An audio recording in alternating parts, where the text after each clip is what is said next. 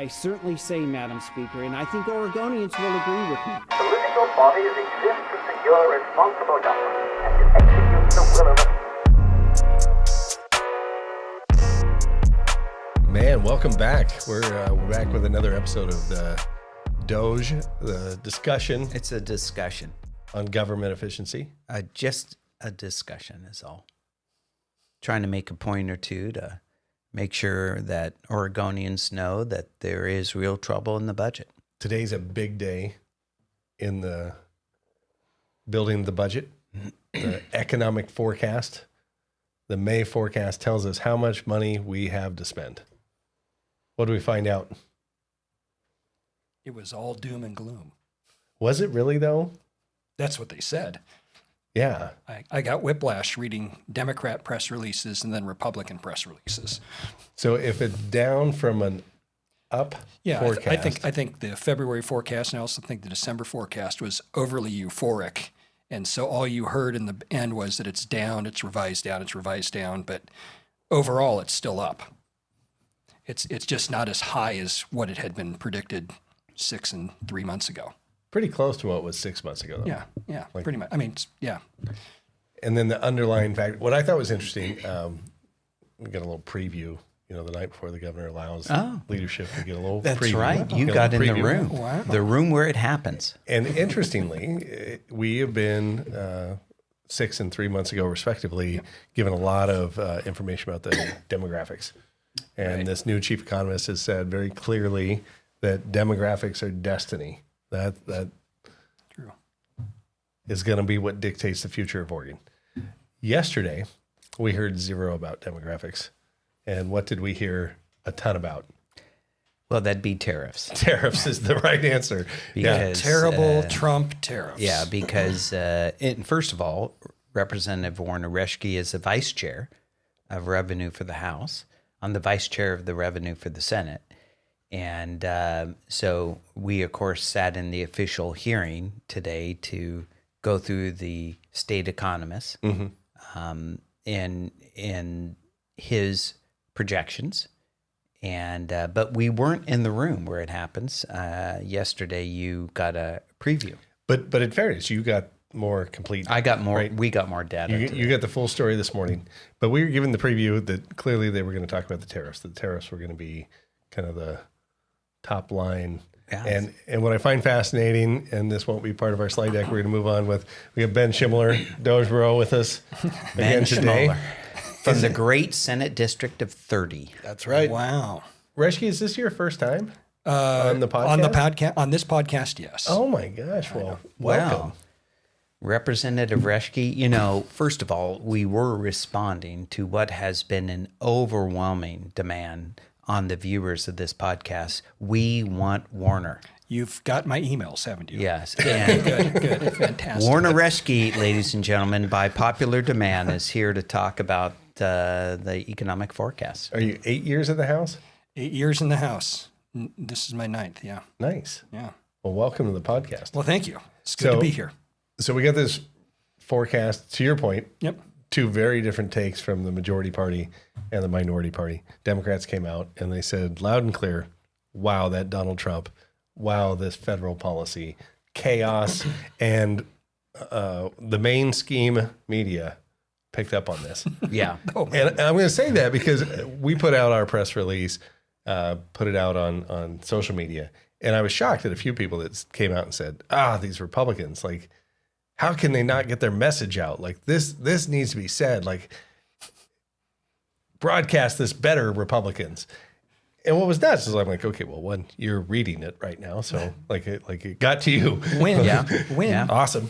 But the responses from other people were like, yeah, but the mainstream media is against us. Yeah. It's against us. It's against us. And what's fascinating to me is here's some proof. The Statesman Journal, Trump policies mean millions less for Oregon state budget. Like they literally took Democrat talking points and turned it into a headline. Yeah. Yep. Surprise, surprise. Oregon Capital Chronicle, federal chaos leaves Oregon economic outlook sluggish. Just like the press release of the Democratic Party communications director wanted. And not a lot of folks clue in, but I think more so. that so much of the media in Oregon runs the press releases from the Democratic caucuses, almost word for word, and certainly the headlines. And how original. I mean, how original that the Democrats, I'm shocked. Yeah. I'm shocked that the Democrats blamed Trump. That's weird. Who would have seen that coming? I don't know if Reschke, I don't know if you saw it, Senator McLane gave a powerful remonstrance today. What I said on the floor of the Senate was, it wasn't Donald Trump that, produced the highest tax rates in the nation.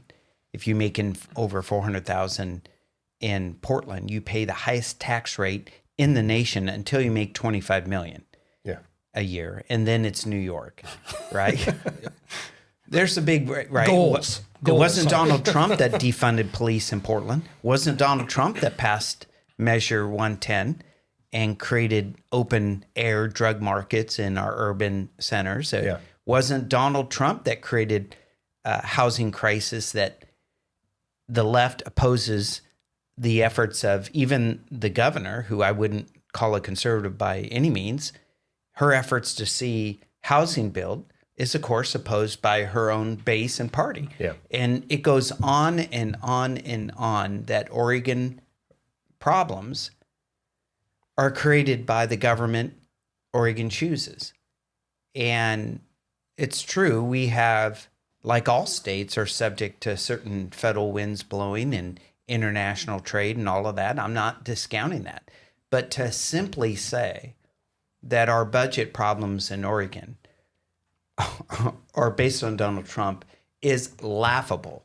The mission creep that this state government has gone through under one party is pronounced. And if people look at how much our general fund is spending on programs that didn't even exist 10 years ago, then if you go back 15 years ago and you look at it and just think, no wonder Oregon is in a perpetual budget crisis, because we put ourselves there. And now that the federal government's contraction, based upon $37.8 trillion of debt and counting, that's supposed to go up $2 trillion, a year. So you do the math, and we're going to be pushing $50 trillion by the end of this decade, or maybe 2031.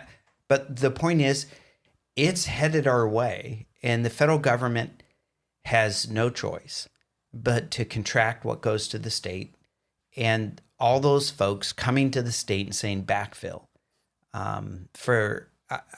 and we are totally not prepared. And the government that the voters of Oregon chose to put in charge, one party in charge of every facet of Oregon, every facet is run by one party. And so what do they do today on an economic forecast where the economist says, hey, demographics are destiny. By the way, the demographics aren't good for us and people have been leaving the state and et cetera. Blame Trump. You just think, my God. It's the easiest thing to do, though. That's all they do.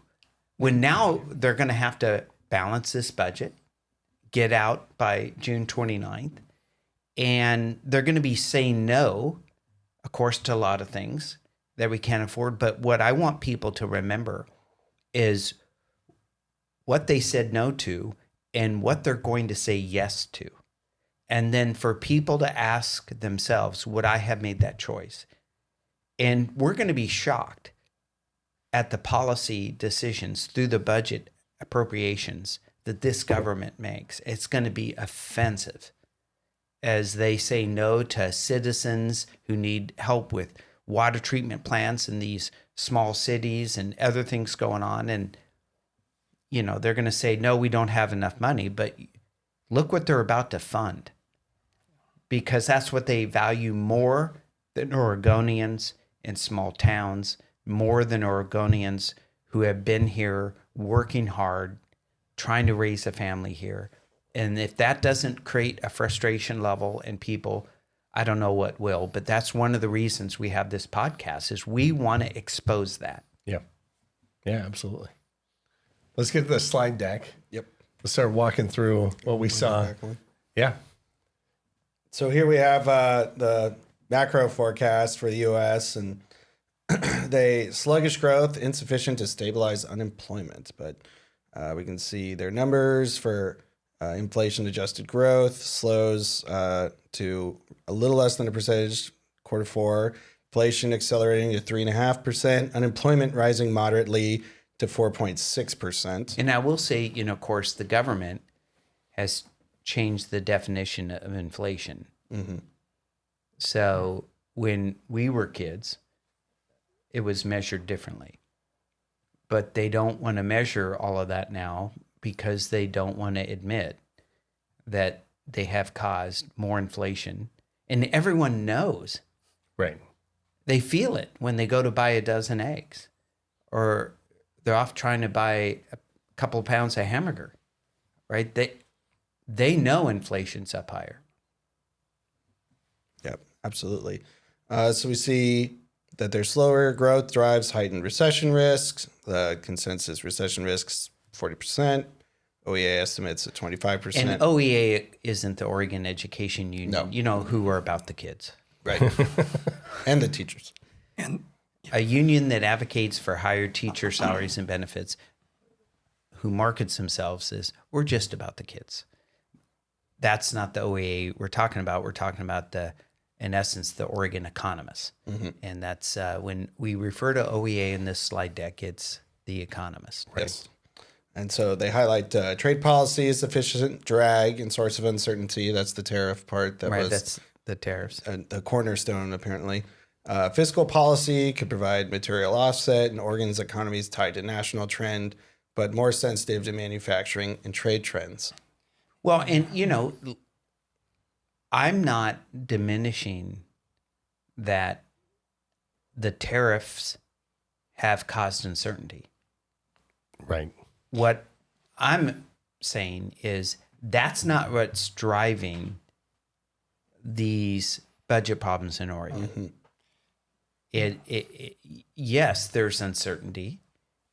And yes, the tariffs are causing a lot of companies to hesitate in acquisition of supplies and et cetera till they see how this shaped out. And by the way, it shaped out over the weekend, apparently with a trade deal with China, but that's beyond the scope of this podcast. But, I certainly am not saying that doesn't produce uncertainty, but to simply point to this economic forecast and say, blame Trump. Yeah, and I think the whole idea of uncertainty is, Winston Churchill used to say that, the future is uncertain, but it's also inevitable, right? There's always uncertainty. You just don't know what's going to happen next. So they fan the flames with the Trump tariffs. And if Oregonians need to worry about something that's going to affect their lives, it's not the tariffs, it's the taxes.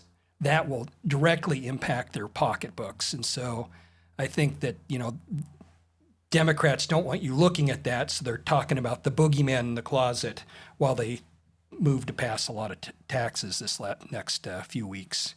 And so I think that's the real thing that Oregonians should fear and be concerned about are taxes at the state level, not tariffs at the national level, which they're at their worst right now. Right? Trump's using it as a negotiating tactic. So he's ratcheted them up high, and now he's backing down. Right? So they're not going to get any worse. They're only going to get better. And I think this weekend with China is an example of that. So I think it's all boogeyman. It's fear mongering and worry about taxes. Yeah, well said. So here on this slide, this is shows the distributions for the strong versus weak on trail risks increase amid policy uncertainty. So this is talking about then the trends and growth outcomes based on, like we talked about, the uncertainty versus certainty. So one of our requirements is that we balance the budget. So, the economist is trying to tell us exactly how much money we're going to have, right? But he's predicting the future For to 2 your years. point. Yeah, for 2 years. And so, when they feel like they really have a wonderful sense of where we're at, that key factors are pointing in a very specific direction, you would see more of the blue curve, right? Less variation in what potential outcomes could be. And to the extent that that potential outcome is probable, it's even more certain. We're in the red zone, as we'll see in a future slide, according to our economist, that the difference between the blue and the red, one is that downward shift in what he predicted, but then two, that the potential of variance is greater even with the lower number. So he's still saying, plus or minus, I think $500 million moving forward. But that's all that is showing. Let's go ahead and keep going. Could you go back a slide, Ben, just real quick? Because I was really surprised at this slide that the word transitory wasn't in there. Because during the Biden administration, during inflation and everything, it was all transitory. Don't worry, it's all transitory. But he didn't use that phrase here. I was just kind of with shocked. the inflation. Yeah, I was just kind of surprised that didn't use that. So when Biden, I wasn't here then, but when Biden was president, they used the word transitory. The inflation was transitory. Yeah, when inflation hit 9%, It was just transitory. Don't worry, it's going to get better. Don't blame the president. Why would you do that? When the courts tell you something, Donald Trump, you listen. But Joe Biden, if you want to forgive student loan debt. So here we've got the growth forecast slips amid trade tensions. Again, trade is the cornerstone that will be a recurring theme with the GDP growth forecasts here for 2025. I think what I want to most say about this, though, Ben, is this chief economist that we've hired is obviously been directed how to present a political message within the framework of his economic forecasting.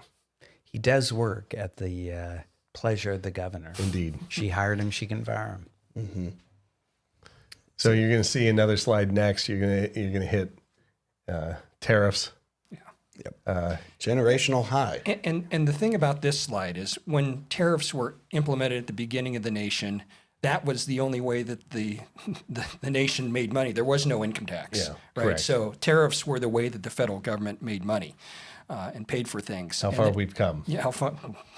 Thank you. Was it 16th Amendment? So, but when you get to the 30s and the Depression era where it spiked and didn't look so great, and you hear Smoot-Hawley tariffs and how it slowed the economy and slowed world trade and caused the recession to be worse.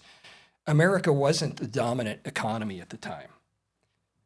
Move to 2025, we are the dominant economy. So when we put in a tariff, people need our markets more than we need their markets. So we have leverage when we raise tariffs to bring them to the table to negotiate. Whereas in 1930, that was not the case. In 1820, that was not the case. But today it is the case. And that's why I think the tariff strategy will work in the long run, is because people need access to our markets far more than we need access to theirs. Absolutely. So continuing talking about the price tag of tariffs and the 24 U.S. nominal GDP and import of goods. Let's see, in the trillions of dollars, a little shy of 30. In these slides, just to be clear, these are the state economists. These are the state economist slides Right. that were presented to the We're legislature just giving today. the So viewers exactly what was given to legislators. $29 trillion in GDP. Yep. They made sure to highlight the spike again. Tariffs again. Stock says no recession, though. And Yeah, go back to that other slide again. you got it. The one thing you don't notice, or it's not highlighted, your eye goes to the top of that peak, right? But where is the line going right now? Yeah, it's coming back down. It's coming back down. down. Yeah. Definitely. Good point. So here are the stocks. I remember just even talking with certain staffers about the alarm when the stock market moved Buy the dip. by the dip. And, we see a stabilization more here anyways, right? The latest plus 13%.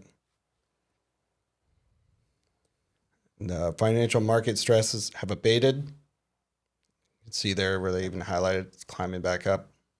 So, financial markets where there are a lot of people who invest and do things, but most of the folks that are doing the major investments are professionals. Wouldn't that be true? Absolutely. And so in the same slide deck in which the state economist who works for the governor says, oh my God, tariffs, uncertainty, and then he has a slide that says, oh, by the way, the financial market stress has abated. Yeah, I know. So the professionals are like, we're going to be okay. Yeah. I mean, But- and you've mentioned this twice. The state economist works for the governor, and I've always questioned, why doesn't the legislature hire its own economists and go from that for our forecast, as opposed to relying on the executive branch who works for somebody else?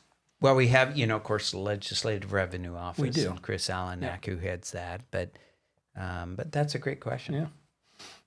Definitely. So here we see some more specifics to Oregon with the Oregon export activity numbers here. Exports as a share of the gross state product for 24 and how we rank, and share of U.S. exports to mainland China, and Oregon's actually reasonably high in there. Yeah, compared to our population. So here we see the new vehicle purchases at odds with sourcing sentiment, and obviously to Souring. souring. That's interesting given the talks about transportation package, I imagine, as well. Well, I mean, one could argue that maybe some Oregonians are saying, I'm going to get a new vehicle now before they raise taxes. I don't know. I Or have no before data they on mandate that I have to buy an EV, and 2030 is coming, and we're supposed to clear out all internal combustion engines by then in terms of new sales. So here we see again the truck traffic cooling, but not frozen. Weight mile transactions and revenue. See pretty kind of steady trend. So sluggish growth to drive gradual increases in unemployment. You see the spike obviously from COVID, but kind of steadying trend. That Oregon's unemployment rate has increased though, while U.S. remains steady, and we're up 0.5% in March versus 4.1 from March 2024. The U.S. unemployment rate has had little change at 4.2% versus 3.9 prior. Best slide yet.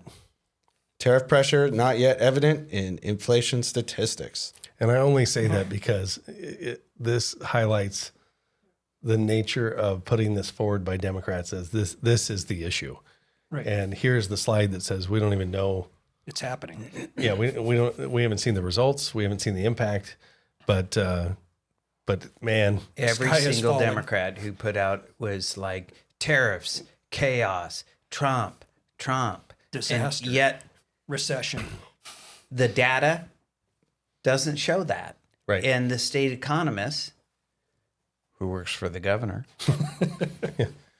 didn't say it in his own deck. No. Says, we don't know. He talked about, in essence, we've stalled disinflation, trying to bring the rate down is stalled. In fact, it may have ticked up. But yeah, they literally put out press releases that the media in Oregon picked up on and are running their stories. And yet there's a slide in the deck. I wonder how many of those reporters bothered to actually look at the slides. Well, this is number 15, so that's a ways in. Yeah, that's a ways in. That's asking too much, perhaps. but the next one is going to become your favorite slide. Go to the next one because Got it. look at the Oregon GDP growth Right. prior. I mean, you can go to 2023 and you can start to see us start to lag behind U.S. GDP growth, right? Oregon Yep. is starting to feel the effects of a new cat tax, increased regulatory environment, Portland, Multnomah County increasing taxes on wealthy Income taxes, people, yep. businesses saying, well, this isn't a business-friendly state. I got to go find somewhere else to operate. And you're starting to see growth of Oregon-based businesses outside of the state. Investment is taking place by those companies in other states in order to either transfer their headquarters or at expand, least the expansion is outside of the state of Oregon to not face the burden that is Oregon. Well, I was disappointed in this slide because the two boxes obviously mean trade war 1.0, and they didn't put in trade war 2.0, but that's what the second box is supposed to be or going to be. And I think you mentioned it, that Trade War 1.0, why isn't that the cat tax? Why isn't that the thing that drove the numbers down? Why isn't it state policy that drove our numbers down as opposed to it was trade wars? And so I just think it's disingenuous to say it was this one thing rather than looking at the broad spectrum, especially looking at state policy that was implemented. I mean, also in there, you could also put in the fact that with the Tax Cut and Jobs Act, we disconnected from the small business pass-through Right. deduction, which was a huge thing, and that hurt small businesses in Oregon. Yeah. A tax credit that spurred Senate Bill 1528. repatriation of cash all over the rest of the United Yeah. States. Yep. Other states brought manufacturing back. And here in Oregon, we said, let's decouple from Yep. that. That's bad Yep. policy. Yep. Well, and I think but as long as the Democrats just say Trump, Right. chaos, Trump, it's, it's the dog whistle. voters. It's the dog whistle. It's the dog whistle, and the voters they don't look at data No. for many of them. Right. And without any healthy check and balance, because our government is separate but equal branches that are all in the hands of one party. And so without that sort of vetting, without accountability, they continue to push those buttons, blow the dog whistle, and go on their merry way when their data or the data is coming in and saying your policies are creating this doom loop. And that's what the, folks talked about from Echo Northwest about what's happening in Portland. And I know maybe we'll talk more about that later, but part of what we're trying to do on this podcast is just tell the truth, get the word out. And, people are going to choose the government. But it's certainly our role to point out the fact that there's real consequences to the policies being passed in Salem. Yeah, you don't have to wait till 2028 to get a new president to make Oregon better. You can make that better in 2026 by electing state officials that will do the job. Right. You can do it, and even now but yet on the floor of the Senate and the House, we've seen them move bills which make it more expensive to maintain schools in our respective districts, more expensive to operate businesses, and they do it again and again and again. So here we see Oregon and U.S. growth outcomes are intertwined, and Oregon's GDP growth meaningfully correlates with the U.S. Based on historical relationships. U.S. GDP growth of about 1% implies Oregon's GDP growth of about 1.3% for 2025. So I will say the economists kind of hit on this, right? That somehow we really were intrinsically linked, and using national data then justified any input that would inform state data. I would argue that they're not correlated. They may be, correlation is not causation. Yeah, there you go. It's not causality. You may see some links, but they're also... We can choose policy that makes us grow even if the U.S. is stagnant. Exactly. Thank you, Werner. And so here we see Oregon's GDP and job growth. Oregon GDP grows by 1% in 2025. State employment is likely to be little changed. And Oregon labor conditions look stable. Of course, the ominous for now. So you can see there on wage growth and claims for unemployment through the years. But the seasonality in the correlation over the years, it's not abnormal by any means. It looks very consistent over the years. This next slide is fascinating. Where are we growing? Well, clearly we're not going to grow in a Portland metro region that has decided to pile on local tax upon local tax upon local tax. What business wants to come and pay an extra 3% in income tax? Not many. But it makes sense, right? And No, so exactly. I mean, we'll get into this with the other conversation about the urban doom loop. If you look at where we're growing in Clark County, Yeah, that's Oh, that's in Washington. that's our fastest growing county in Oregon. It's Clark County, Washington. Yeah. So They people should pay us. But Clackamas, Washington are growing, but Multnoma's declining. Yep. And so not shocked to see Albany, Bend, Corvallis, Eugene, Grants Pass, Medford, Salem, like outside the Portland metro areas, growing. Because some people, like us, love Oregon. They don't want to leave. Right. They want to stay. They want to find a place. They want to find a way to make it and stay here and thrive here. And when a example like Portland and Multnomah is so easy to point to and say, okay, we're going to tax you. And an increase in tax rate resulted in a decrease in revenue. Right. I know it's There's a bizarre, lesson there. somewhere in there. Yeah. Look hard. Yeah, we're going to hit this, walk through this one, Ben. Yeah, absolutely. So this is our job growth concentrated in service sector. You can see this here pie chart with the industry share in Oregon and how transportation, private education, health services, and government are definitely big chunks of it. You see professional and business services, leisure and hospitality, manufacturing, manufacturing shrinking with mining, logging, construction, not very big. Financial activities, not very big. You can see in the bar graph on the side, total non-farm employments, private, education, health and services, government. Those are the leaders. We see professional business services, other services, leisure and hospitality, information, and then all the dips in financial activities, construction, trade and transportation, and of course the monster hit to manufacturing. And Wow. Yeah, and I tried to make this point during the hearing today is that there's a other side to tariffs, right?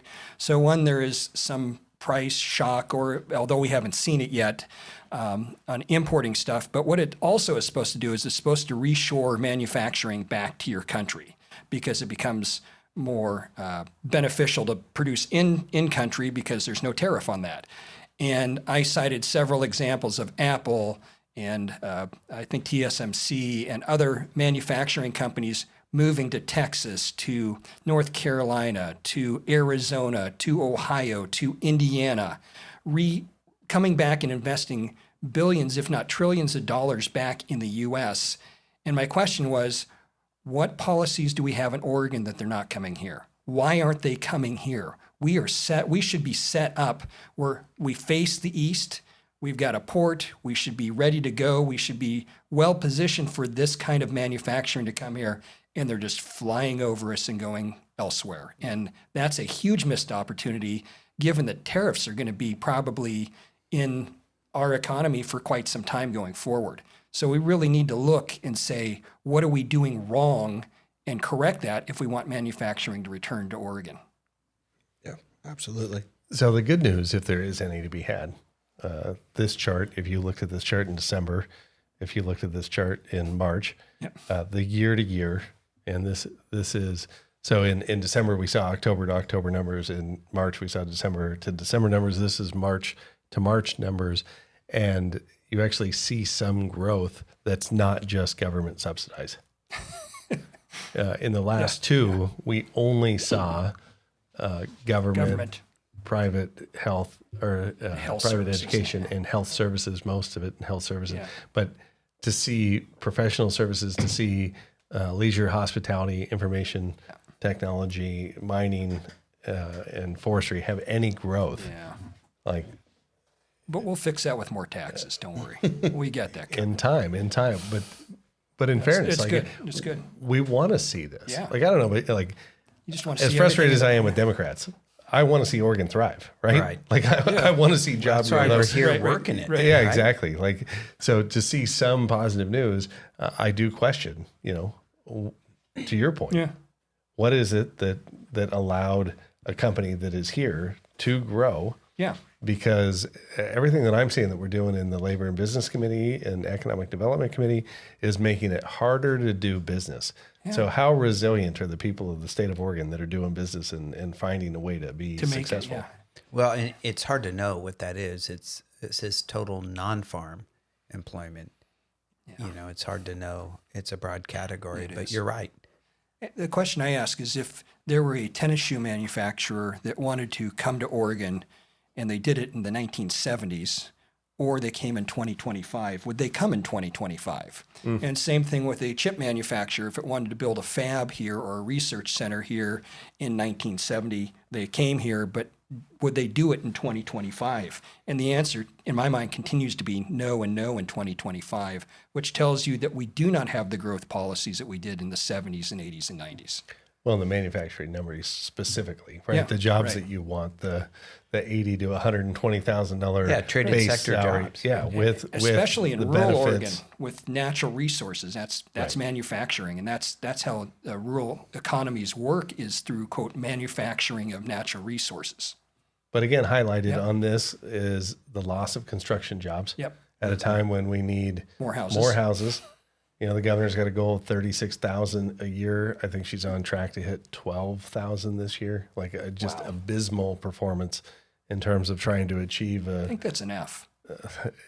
I think actually Yeah, you're right. 33%. Yeah, I think so, if I recall. It's been a while since I've been in school. Maybe they grade on a curve. Yeah. Well, let's I did bring this one up. Labor engagement, a source of strength. So, Oregon employment to population ratio, they show here versus totals and prime ages. And then they also show the Oregon labor force participation rate numbers as well. So, interesting trends there. Senator, did you want us to move to? Yeah, let's The get to the next one. revenue. I Yeah. think people, we're not economists. What? Did you have these? Oh, yes. Sorry. I have those ones. Sorry. Got it. Bring those up. Go.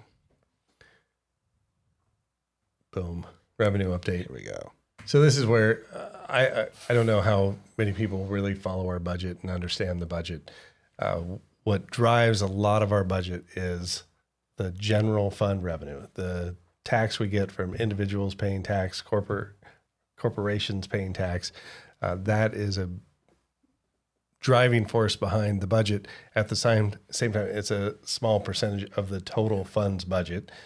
We get about $50 billion from other funds, which are fees, licensing charges. Some of it is interstate government to government stuff that is just a transfer. Some of it's PERS.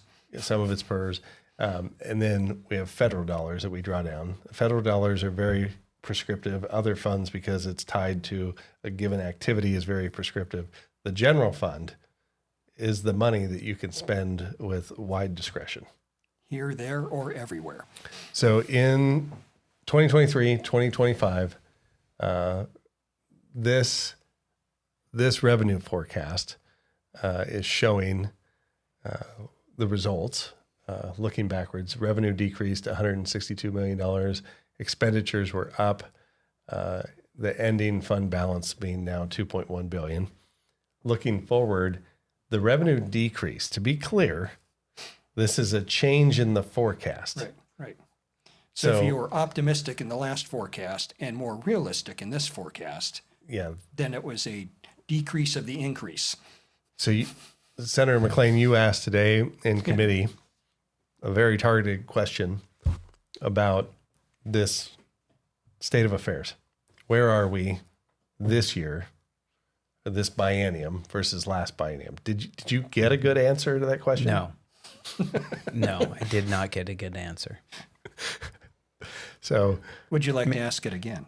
Maybe you can help me understand. I just wanted to know that simple question, and no, there was, I got to admire the state economist, right? He Who works for the governor, right? who works for the governor. Right, yeah. That he was able to answer very intelligently, yet give me no value. so skip forward to slide 31, if you would. Yes, sir. So here is the general fund revenue statement from the last biennium. So this May forecast this is it, right? Like this is the last time we're going to predict these numbers before we pass a new Yeah, budget. yeah. So we're looking back though at what happened in the last 2 years. That beginning fund balance is an anomaly. We don't normally carry over $8 billion.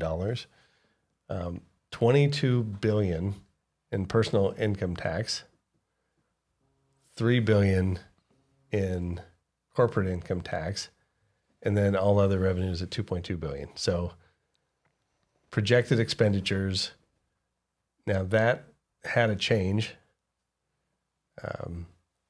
But the point I wanted to make about this projected expenditures, if we had a different slide up there, and we may get to it in another presentation here. I know we had this document that you were showing, the LRO forecast, is we pass a budget at the end of the long session. Historically, that was the budget until 2010, and we started a short session. And in the short session, people started to say, what if I spent a little bit more now that we have a different revenue forecast in December? What if we were able to say, oh, we're projecting another $183 million. What if we spent that? And so we started to spend that money. And in this last biennium, that number was significant. We spent $1.3 billion in the February 2024 session. Wow. I did not know that. So the original forecasted revenue, 31.8 was the original close of session expenditure. That was our budget. The June 2025 forecast, which we just got, shows it at 33.2, which is a difference of $1.382 billion. And that's money now that will not be considered for the kicker. Prior to 2010, prior to a short session, what was determined in the long session was the final budget number, and you didn't get a second bite at the apple. So I don't think people realize when they signed up for a short session, because, hey, things change. We pass bills, unintended consequences. We got to come back and have an opportunity to adjust the budget was kind of the pitch, right? And correct anything that we might have gotten wrong. It's become a whole long session in 30 days. 35. 35, yeah. So anyway, wanted to make that point. Yeah, definitely. So here we see they claim there's a modest impact on the next biennium for the 2025-27 general fund revenue statement. And so here again, it shows the May 2025 forecast that they have here. So 30.2 billion. And then the change from the prior forecast down about 530 million. And, as it goes onwards from there to a significant difference in available resources. You see they note on the side, the personal income tax for capital gains and business incomes decline in 2025. And corporate profile changes, net revenues, a little change, but other remodeled estate tax increased. But I think all of you have highlighted, especially for that first point, the capital gains and business incomes decline in 2025 certainly point to the decline in certain sectors of the economy for the state having that impact. I think it's pretty evident there. But you see 37,408 million available resources is the bottom line in the May forecast. And then you look over the right and see it's 755 million down. But that's a change from the prior forecast. That's not down from the end of the last biennium. No. Right? And so that's the trick here that I think you have to always keep playing is what was the prior forecast? Maybe the prior forecast was way off. Maybe it was overly euphoric. Maybe, who knows? But what I look at is reality. What are the available resources and what were they before? And the answer is it's up. And so we're growing at the state level as far as resources, but all we hear about is doom and gloom and we don't have enough money. So if you go back to September of 24, that net general fund dollars was 34. So when you got to December, it became 35.3. Seems like that's Forecast growing. went up 1.3. Then you got to March, and it went to 35.9. Yeah. And now we're back to 35.5. Yeah. And Yeah. again, the news media, Democrats are telling you, oh my gosh, We lost millions of We dollars. lost Hundreds this. of millions of dollars have been lost. Trump, yep. as opposed to Chaos. Yep. as opposed to the Desperation, forecast despair, of a- drinking. future, and again, with reasonable consideration of how you predict that. But again, that's what this Yeah. is. This is somebody predicting the future, and they've changed their prediction, and yet the response from the media and the response from the majority party is Donald Trump has ruined our economy, and if And we we're don't, going to have to raise your taxes to make up the difference. and ultimately, what I absolutely believe that is the crux That's of this. laying the foundation. Yep, That's yep, exactly what they're doing. Because, oh my gosh, have you seen the kids? I mean, they always market a tax increase. We're just going to be, helping these folks that are most vulnerable. And then we just need to make people pay their fair share. I mean, that's the other narrative.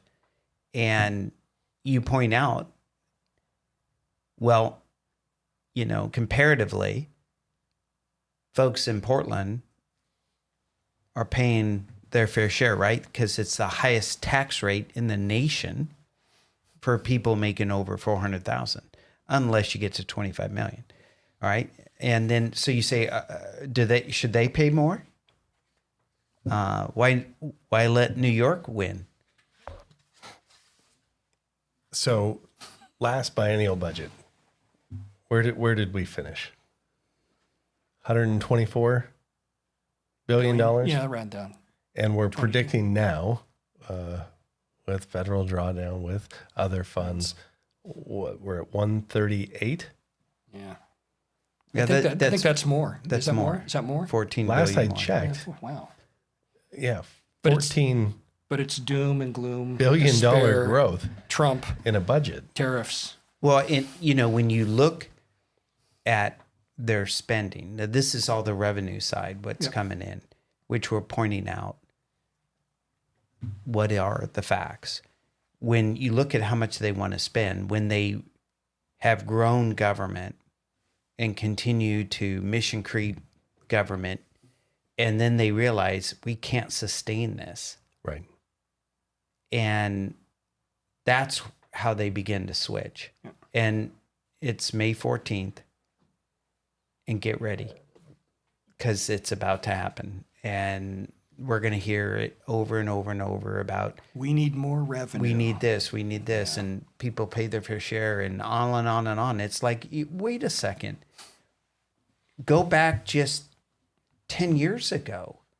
The general, How many programs didn't even exist that you're now funding? well, the general fund 10 years ago was $15 billion. No, it was more than that. 15 years? Yeah. The 10 general years fund. ago, general fund was about $15 billion, $16 billion. And so it's doubled in 10 years? Yes. Yeah. Yes. Well, you're pulling statistics out that perhaps I should have, Ben, I can't believe you didn't prep me for this podcast. Dropped the ball there. My bad.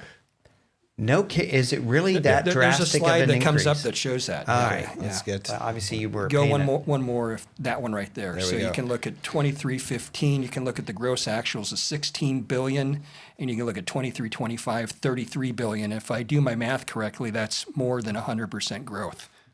And if you look at the I total stand- funds, wow, the I total funds budget tracks Yeah. that. Yeah, total funds as well does. So, I mean, wow. See, I did have it prepped, sir. it was just on slide 34. Bravo.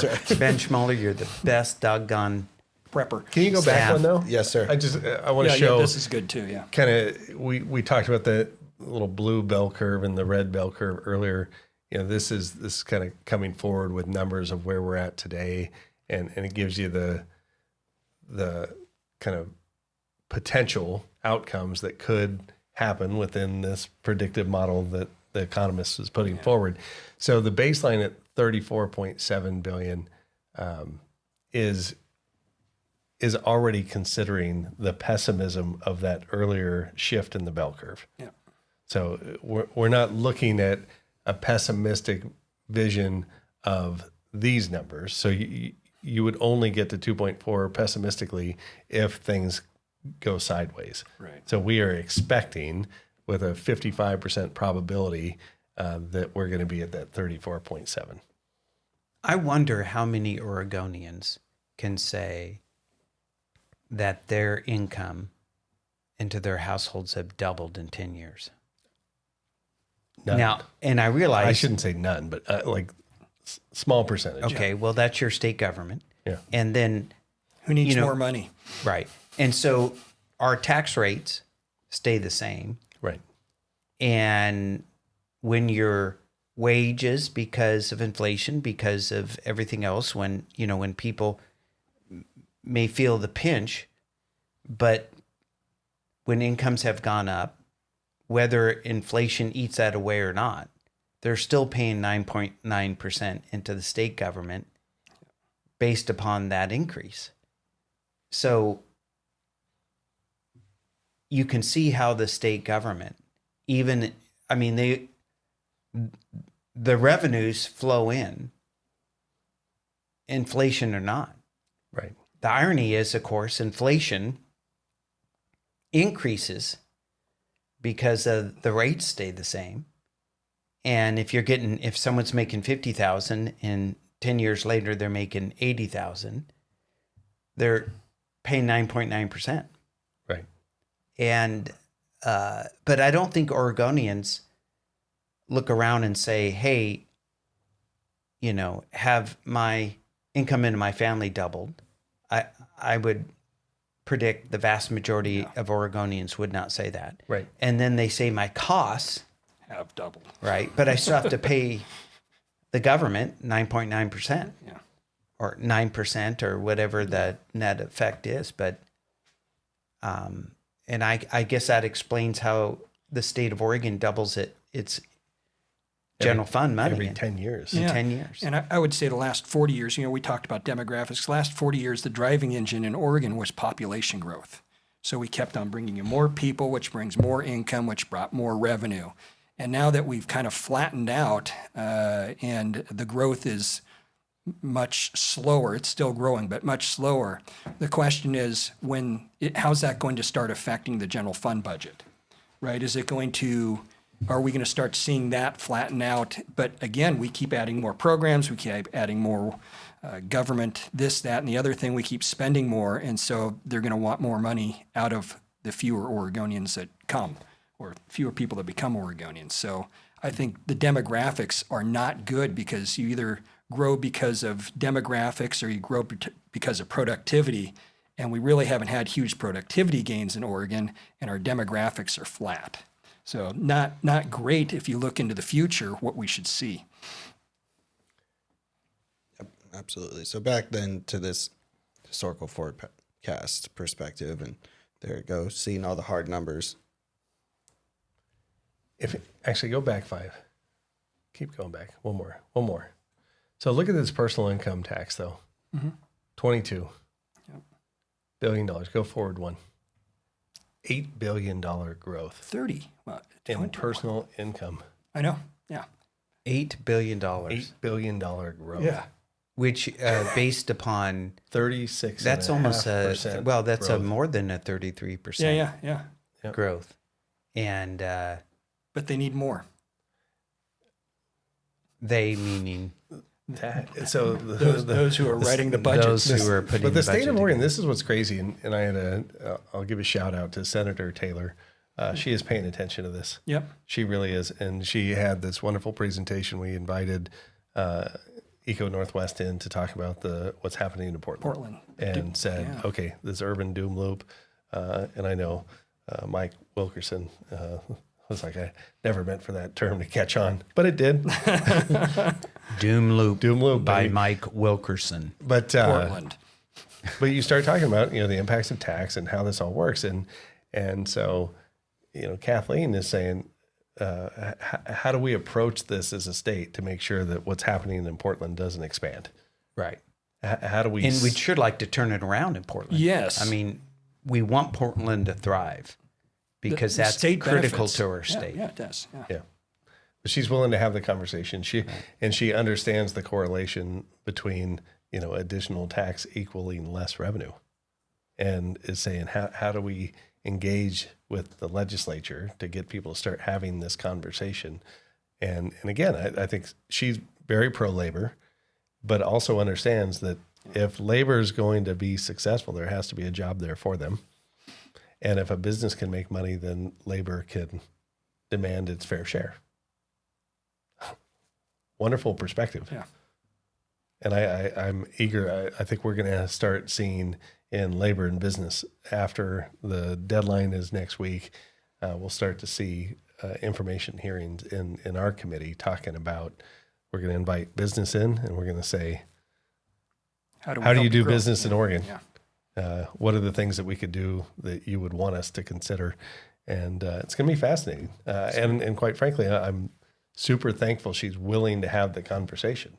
Now, will we be able to build consensus and say, let's champion some new ideas? Remains to be seen, but at least she's willing to have the conversation. So Step one. right? Yeah.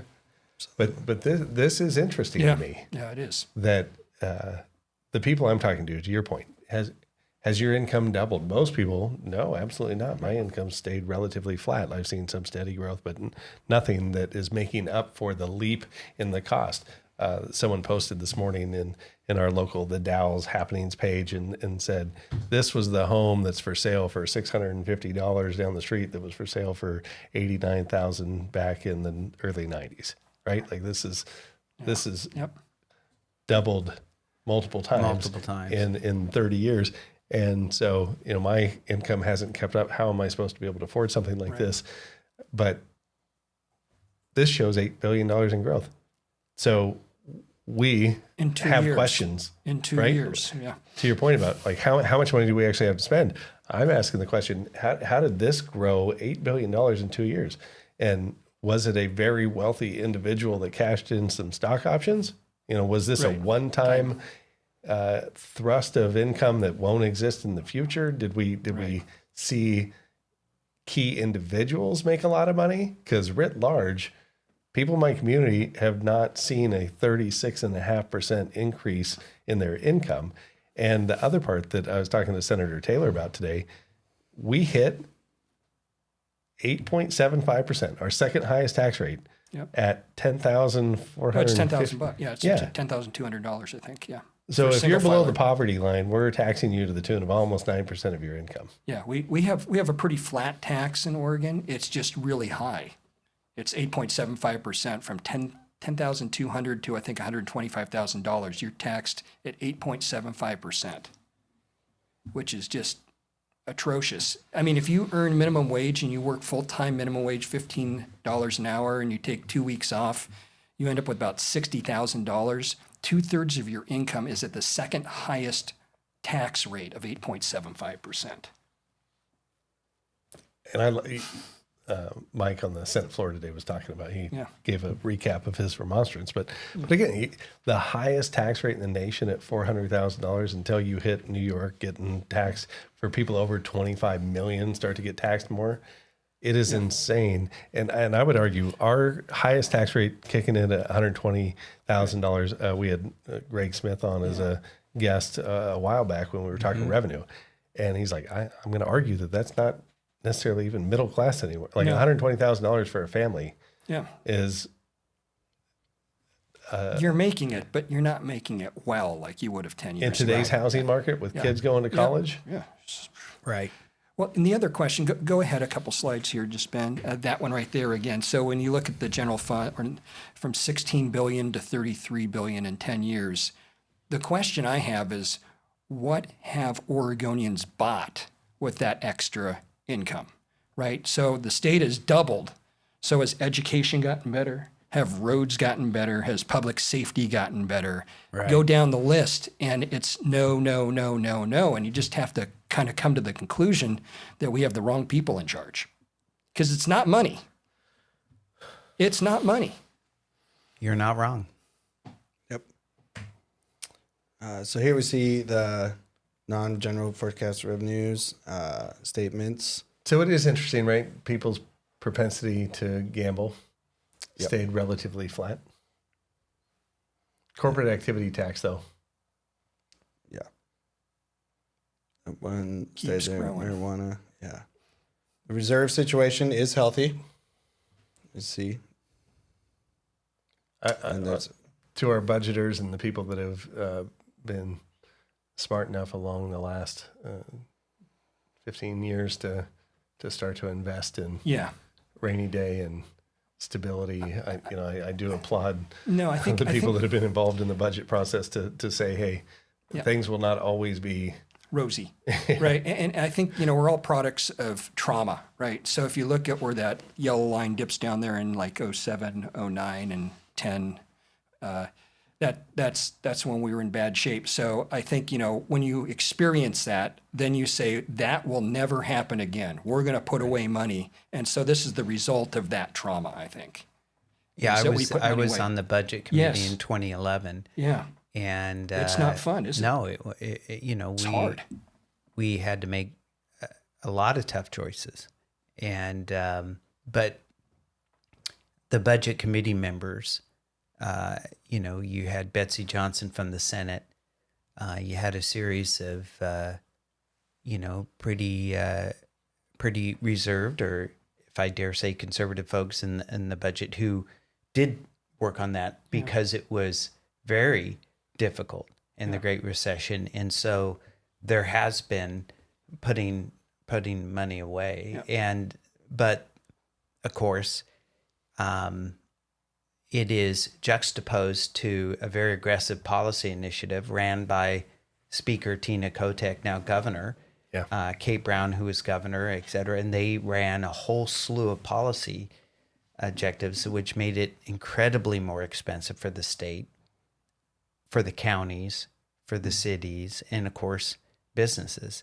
And a lot of policies that they enacted, the invoice has yet to be paid. When you look at saying, well, we're going to have an energy grid completely carbon free. right. And yet there is significant investment that needs to come in transmission, et cetera. They're finding their own policy is slow to get going on the renewables, et cetera. The technology's not there Right. yet. So you've got there's others which are going to make it tough. And of course, one of the more difficult budget decisions, which we've been pounding on this podcast, is that when you create a slew of new programs that are from your general fund, each one of those has a constituency, and that constituency doesn't come to the Capitol and says, you know what, we weren't around 6 years ago, don't worry about us, right? They all come saying, I'm going to need 2 million more here, 1 million more here, 6 million more here. It's all designed to say, because we got to do this program. And, if you look in isolation, you just say, well, yeah, those are good things. But when we're not filling potholes, right? When we're reducing or shortchanging the core functions of government to fund what, out of a time when we had massive revenue growth coming out of the Great Recession, then they set themselves up to fail. When we're in times of significant revenue growth. Right. Now, one of the reasons we started the podcast was the federal funds that we all pay federal taxes.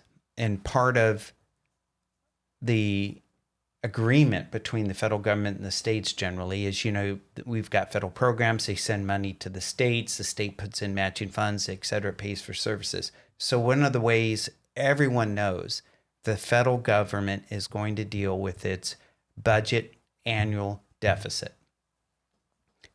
because the debt load now paying more interest than national defense. And so is they're going to contract the amount of dollars that flow back to the states. And certainly net of inflation, but there might be a net overall reduction. And so what does each state do? And Oregon's in a situation where they don't have a plan, and they've extended themselves, they've extended us on a whole bunch of programs that now the roll-up costs and the current service levels and stuff, and it keeps going up. So we're going to get out of this session, right? But 2027 is going to be radically different. And I predict there's going to be, at some point, a special session where they're going to have to come in and start making cuts. And I again, earlier I was picking on the short session for taking another bite of the apple. Yeah. I have a feeling this will be a short session where we say, oh no, Oops. we need to trim. Yep. Right. And so it'll be fascinating to see. Or they're going to say to their super majorities, we got to raise taxes. Yeah. And we Right. got to do this, we got to do that. And already just to, what did they propose for like transportation? And it's just a little bit here, a little bit there, tax tires, tax this, tax this, and 12 new taxes, trying to raise $2 billion. Right. Just so they can maintain. Well, what were you not doing before? Right. And again, we've talked about this a lot. Mission creep. Mission creep. We asked ODOT for a list of non-core Programs. programs. Yeah. They gave us a list of about $600 million worth of things that they say this is non-core. But yet they did because they were required to by statute? No, we asked them to, and they gave it to us. Republicans asked. No, I get, but Why do they have those non-core functions? why are they spending money on it? Yeah, because over the years, a legislator passed a law that asked them to do something, passed a budget note that asked them to do something. And once we ask them to do it once, it becomes current service level. And I do think that's a massive problem. Yeah. And here we're talking revenue today, but we've talked budget before, and the budget's a big part of it, is the amount of one-time spending, the amount of things that we're supposed to sunset statutorily that we've continued to fund. Yeah. It's significant. So we said, hey, let's try this for a few years, see if it works. And without extending the sunset, we're still paying for it. And again, maybe because that system works. I'm not going to say writ large that all these things should have gone away, but they should have functionally gone away because we said, let's try it with a sunset date, meaning when that sunset ends, we stop doing it. And instead we're just perpetuating a lot of program. Right. The one thing they do put sunsets on are tax credits. Tax credits. Yes. Yep. Yeah. Everything's on a 6-year sunset. Working on one right now. Yeah. Suzanne Weber's got a extension of consideration for carving some folks out of the corporate activity tax with Right. respect to small pharmacies. Rural and, pharmacies. And it will shut down small pharmacies if they don't extend the tax credit. And I had to explain to a member of the majority party today that they don't need to figure out a way to make this revenue neutral They just need to do it. because it already doesn't exist. Yeah. Right. It's been carved out. Yeah. And we're extending the sunset of the carve out. And so you don't have to figure out a way to change the percentages to which you consider their payroll or their cost of goods and figure out how to manipulate numbers to make it net neutral. You can just literally Let it leave it roll. as off the books. So we'll see. Right. I think we'll save the doom loop conversation for another night. That's a good recap on what we learned today on the revenue. Yeah. And it is, for many who have served in the legislature, they all know that the session starts with the May forecast. Yeah. And now we're going to see Here we go. a sprint. It's going to be Sprint something to the end. Yep. for the next, how many days? 6 weeks. 45 days, 42 days. So policy committees in the next week come to a close, and then we're All budget. all budget. Thank you, gentlemen. Thank you, Ben. Thank you. Appreciate you. All right. Thanks. Yep. Have a good night.